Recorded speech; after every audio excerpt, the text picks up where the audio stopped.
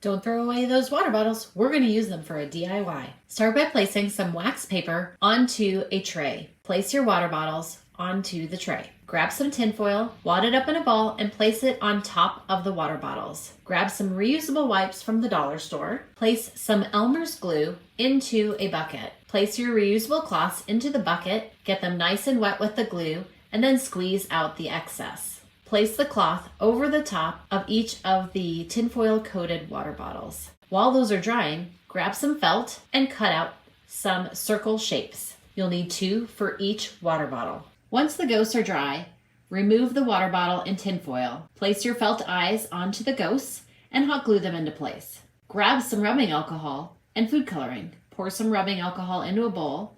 Add some drops of food coloring and mix together. Place in a spray bottle and spray the bottoms of each of the ghosts. Wait for all of the food coloring to dry and your ghosts are ready. You can place them anywhere in your home. Take a piece of foam core board and macrame cord. Begin cutting longer strings of macrame cord and place the first piece in the middle using your hot glue. Work outward to the edges. Then trim the ends of the cord and outside edges of the foam core when done. Take a brush and begin unwinding the ends of the macrame cord until they are completely undone. Take black cardstock and a pencil, draw circles, and then cut them out and place them as eyes and mouths on top of the rope.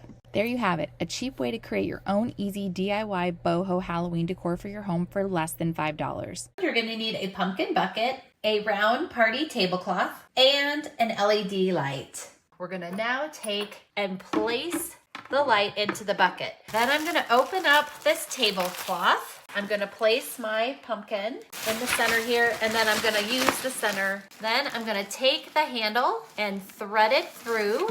And then I'm going to thread it back. So this ghost is now done. So here's the ghost hanging in the tree.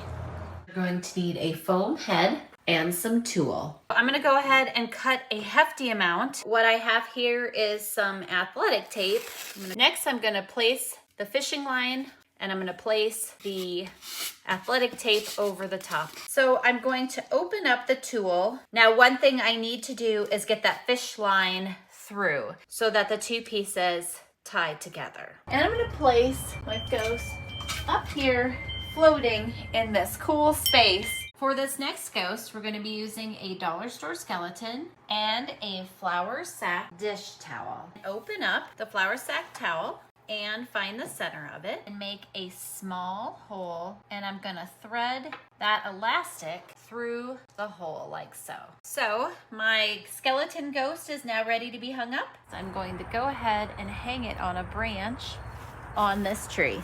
Now as kids approach my home on Halloween evening, they'll be able to walk up my walkway and see this light up ghost first hanging in the tree.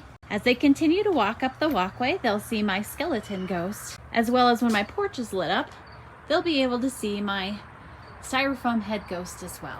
I was shopping in Dollar Tree the other day and I came across some mop heads in the cleaning aisle.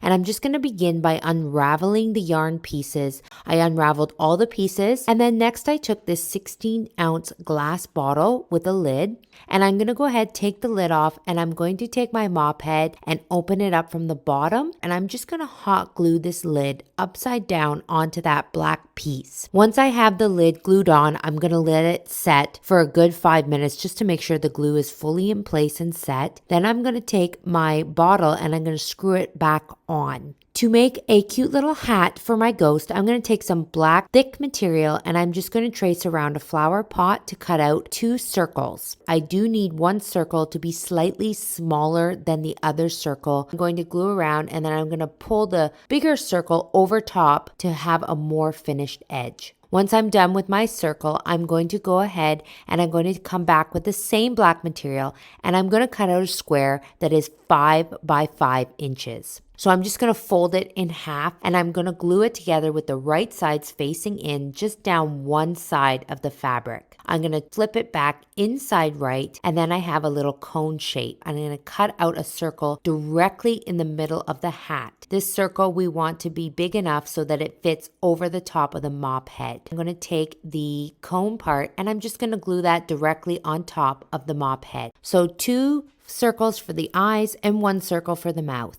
For the other mop head, you do exactly the same process, repeating with this mop head style. You can fluff out these little pieces if you like. So here are my cute, adorable finished ghosts in my little Halloween display here, and I think these turned out so cute. You're going to need some plastic tablecloth, pumpkin pails, and some tomato cages, and some lights. I'm going to start by placing the tomato cage upside down. With the part that sticks into the ground, I'm going to pull them all in together. Next, I'm going to take a pumpkin pail and place it upside down onto all of the prongs. Next, I'm going to take my lights and I'm going to use some painter's tape so that I can hold this in place at the top. But I'm going to wrap the lights around. Next, I'll be using a round plastic tablecloth from Dollar Tree. So now I need to make some eyes, and I'm going to be using some gaffer's tape here, and I've made a template out of a piece of paper. Here are all 3 ghosts lined up for the trick-or-treaters.